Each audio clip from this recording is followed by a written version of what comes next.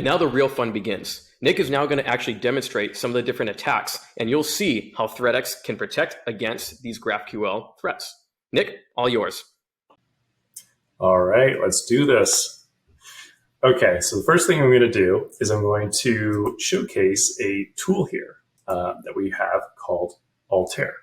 Now, Altair is similar to Postman in the sense that it's able to interact with GraphQL servers. It acts as a type of consumer or a client, and it's a really easy way to write GraphQL queries and to send those requests to a GraphQL server. So, as you can see here, I currently have DVGA2, which is the unprotected version of the damn vulnerable GraphQL application.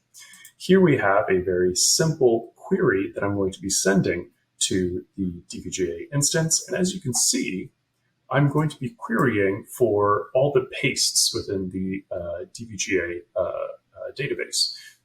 Here I have a filter that's searching for my first paste, and some of the fields that I'm going to be looking to get back from my paste object within the server is the ID, title, and content field. Let's go ahead and send this request. So, as you can see, the server came back with a 200 OK response, and it gave me the ID of 1, my title, which is testing, and the content of my paste, which is my first paste. So this is, a typical sort of a happy path for how GraphQL is used. Now, I want to do something malicious and try injecting some SQL payloads within this filter parameter. So I'm going to go ahead and in this parameter, and instead of saying my first paste, I'm going to see whether or not I can potentially inject some SQL here. What we're first going to do is I'm actually going to just submit a single quote. This is often the case for when you want to fuzz and look at what type of parameters may be injectable within an application. So I'm going to go ahead and just send this single quote. All right, the response that I got back here is very clearly a SQLite error. When we see this type of error, we kind of have this inkling as hackers that there's more to it. We can definitely do some SQL injection, and we can potentially retrieve more information from the database than we're supposed to.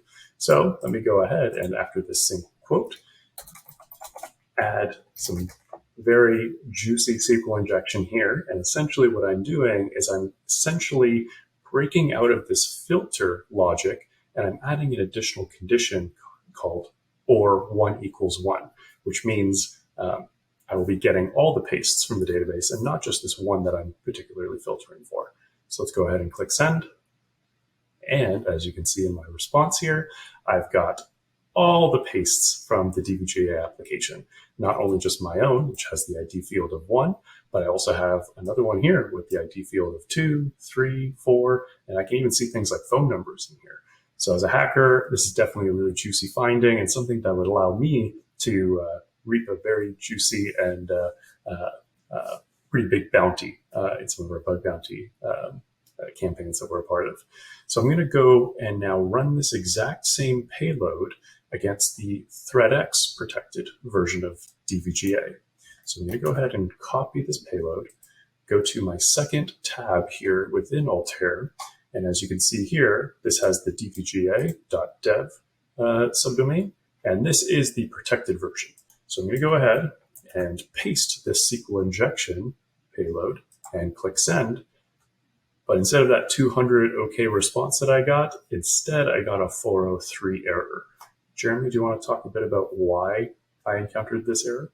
Absolutely. So as designed, ThreatX being able to sit in front of that application, that is the expected behavior you saw. So as Nick performed that attack against us, acting as a reverse proxy, we were able to identify that threat and automatically say, nope, based upon the action, we are stopping him in his tracks. So we had blocked Nick out from trying to harness or trying to infiltrate that application with his SQL injection attack.